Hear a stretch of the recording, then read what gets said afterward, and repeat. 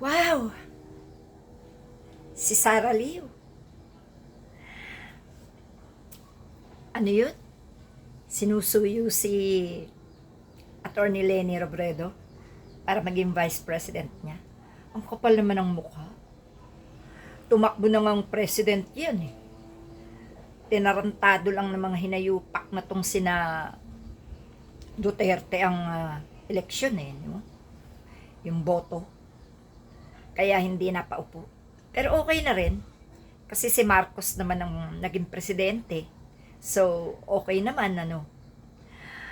Kapal talaga ng mukha nitong si Sara Duterte. Sara Duterte, huwag ka namang mangarap na makuha mo kaming mga rosas. No? Anong palagay mo sa amin? Katulad mong boba? Tigilan mo kami, ano? Ha?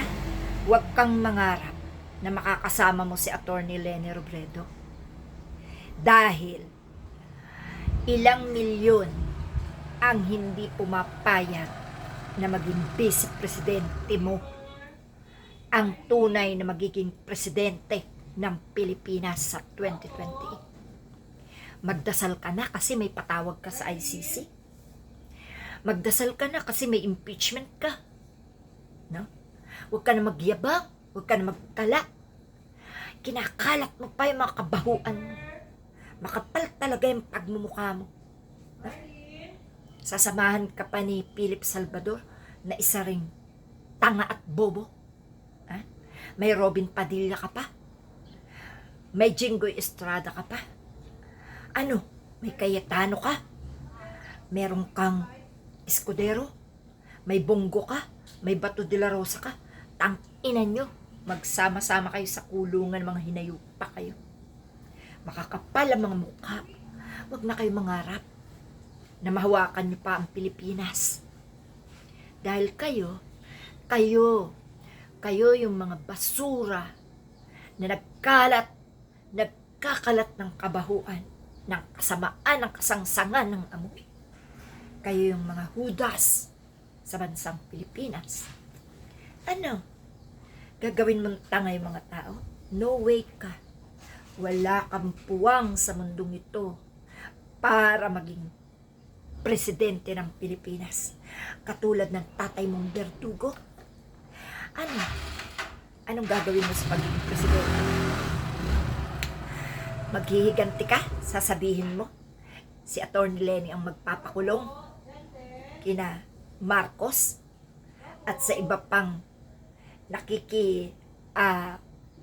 nakikipagtulungan para sa ikagaganda ng bansa.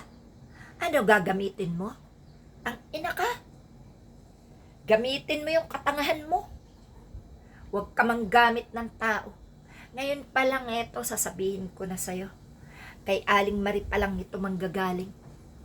Hindi ka uubra. Eto ka, eto. Eto ka. No? Hindi papayag ang mga Pilipino na magkaroon kami ng presidenteng gaga, impakita, adik, mayabang, anak ng mamamatay tao, lustador ng pera ng bayan, sinungaling, at lahat na ng kasamaan nasa iyo na. Ha? Tanginan to. Walang kasawa-sawa sa pagkakalat ng lagim. Hindi kami natataranta sa'yo. Hindi rin kami natatakot sa'yo. Na? Sinesave lang namin yung mga kapwa namin Pilipino na mayroong pagmamahal sa bayan na magoyo mo. Hindi papayag ang mamamayang Pilipino na manilaw ka ng pera sa matitino. Hindi kailangan ni Atty. Leni ang isang katulad mo.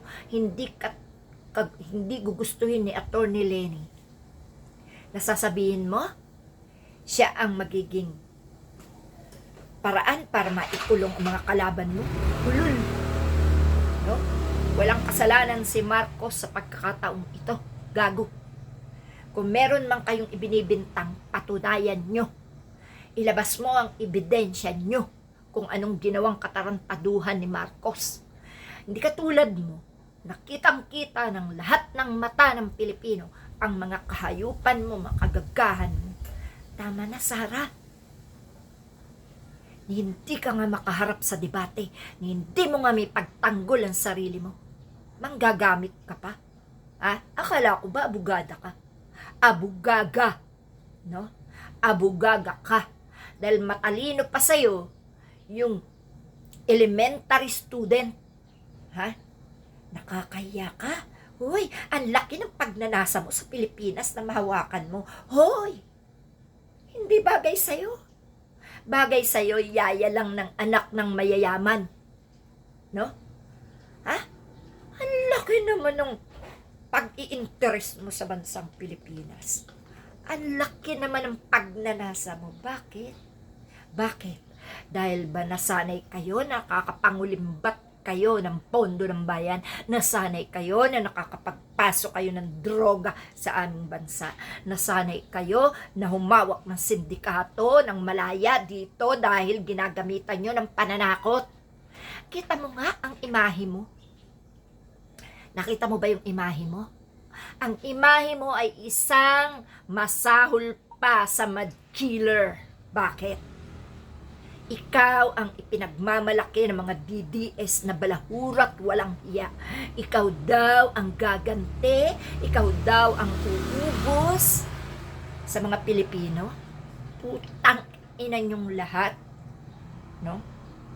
Eto, Sarah, eto ang ina mo. Kapal ng mukha mo. Gagamitin mo pang isang matinong tao sa kahayupan mo. Ulul!